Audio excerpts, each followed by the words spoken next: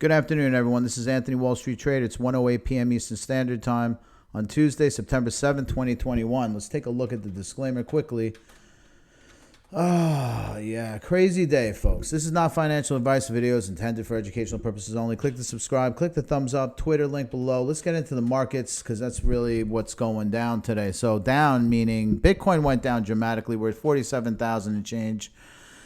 People are looking for a reason for a pullback. This was a beautiful day for a pullback. El Salvador was about to launch something. Didn't work out well. Technical difficulties, typical deployment risk types of things that weren't necessarily handled, but not to say that they won't fix it. So I consider today an opportunity because it is an acute scenario. Now let's take a look at the graph. The graph is now at 85 cents and change.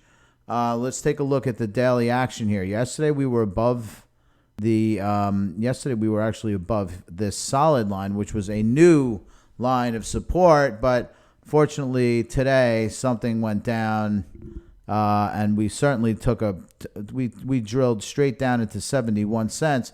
I always said 76 cents would be a buying opportunity. It certainly retraced back to over 76, bounced around, and now we're back up over this dotted line, which is another line of support.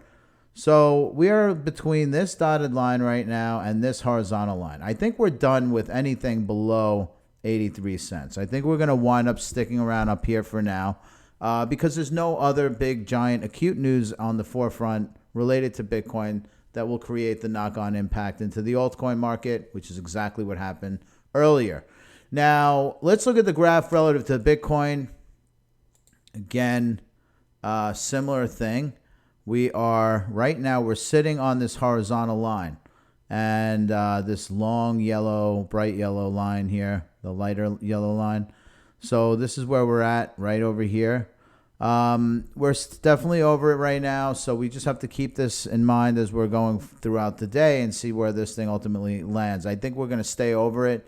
And again, this is a very long line of support going on since support and resistance going on back into like the earlier part, almost a month in the making now. So this is a good sign that it came right back up. Again, these wicks that come down, if they come up, these are called acute instances, aberrations that don't really make sense to the chart action.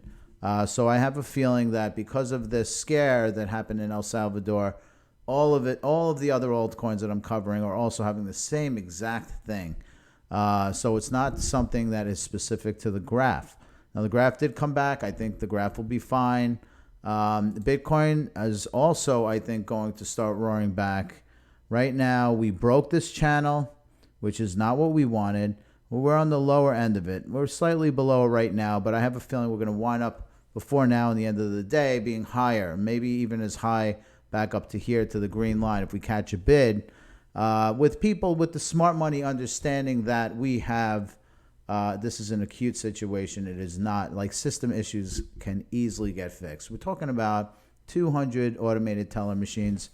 Anyway, let's go into Bitcoin dominance. As that crash was happening, apparently people were probably taking more money out of the altcoin market, but they were also obviously taking it out of the Bitcoin market, or Bitcoin wouldn't have went down. But as this thing went up, as you can see, Bitcoin dominance grew. And it's probably because because of that news, people actually taking more money out of altcoin than Bitcoin.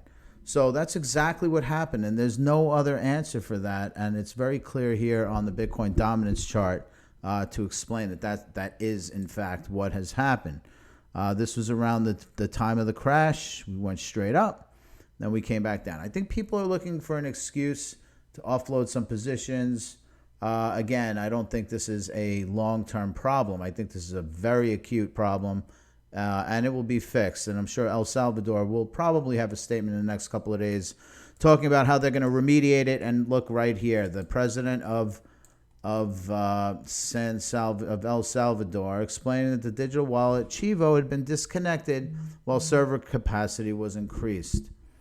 So that's kind of what's going down right now. So they needed, he had to come out and kind of stick handle this whole situation where there was a bit of an issue with its rollout. So that's what happens. And who cares? We all know technology, if it doesn't come out the way it should, People fix it. That's what they call bugs. It's not a big deal, people. A lot of panic for the folks that don't really know how technology works, but I kind of know it because I've been involved with it. Anyway, I'm out. Hope everyone's well. Stay safe.